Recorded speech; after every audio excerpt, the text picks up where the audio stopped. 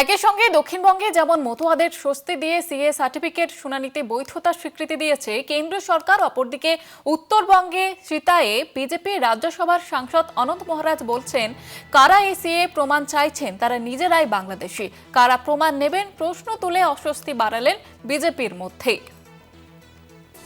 অনন্ত মহারাজ তিনি যে মন্তব্য করেছেন তার জেরে এবার বিজেপির অন্দরে অস্বস্তি, সেটা কিন্তু বলাই যায়। যারা কাগজ দেখাতে চাইছে তারাই বাংলাদেশি, এমনটাই মন্তব্য করেছেন তিনি। আমাদের সঙ্গে টেলিফোন লাইনে রয়েছেন আমাদের প্রতিনিধি দেবাশিস সেনগুপ্ত। দেবাশিস, ঠিক কি মন্তব্য করেছেন অনন্ত মহারাজ?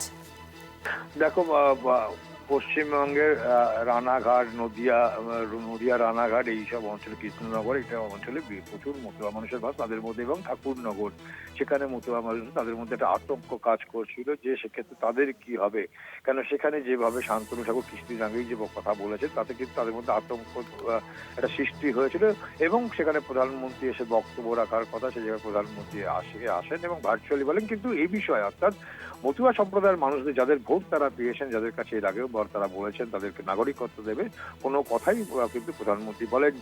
সেই জায়গায় দাঁড়িয়ে একদিকে স্বস্তির খবর যে দক্ষিণবঙ্গের এই মানুষগুলোর জন্য, যে সেক্ষেত্রে সিএএ সিটিজেন অ্যামেন্ডমেন্ট অ্যাক্টে কিন্তু সেক্ষেত্রে দাঁড়িয়ে এই যে সার্টিফিকেট তা কিন্তু বৈধতা দিয়েছে। অর্থাৎ যে সমস্ত নাগরিকদের ভোটের নাম নেই তারা 6 নম্বর ফর্ম ফিল আপ করে তার সঙ্গে যদি এই সিএ সার্টিফিকেট দেয় তাহলে তাদের নাম সেখানে নথিভুক্ত হবে, তারা নাগরিকত্ব পাবে।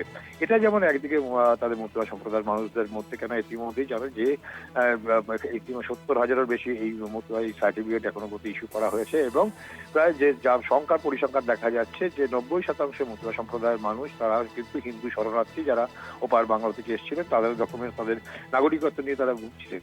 এই যে পরিস্থিতি তাদের একদিকে যেমন স্বস্তি দিয়েছে, অপরদিকে এই একই দিনে কিন্তু দেখা যাচ্ছে যে সিতায়ে সেখানে কিন্তু বিজেপির রাজ্যসভার সাংসদ অনন্ত মহারাজ তিনি প্রশ্ন তুলেছেন যে তিনি যেমন একদিকে প্রশ্ন করেছেন যে ব্যাংক ভোটার লিস্টে নাম না থাকলে নাকি ব্যাংক অ্যাকাউন্ট সিজ করে দেওয়া হবে, এটা যেমন বিজেপির পক্ষে একটা অস্বস্তি বাড়িয়েছে।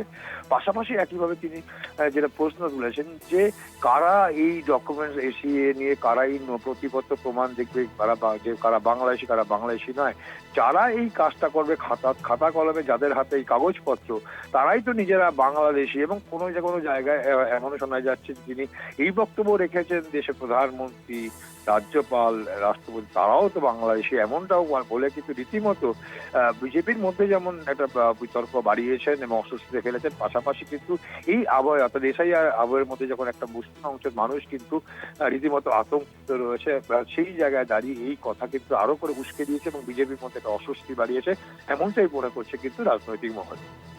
ধন্যবাদ জানাবো তোমাকে দেবাশিস।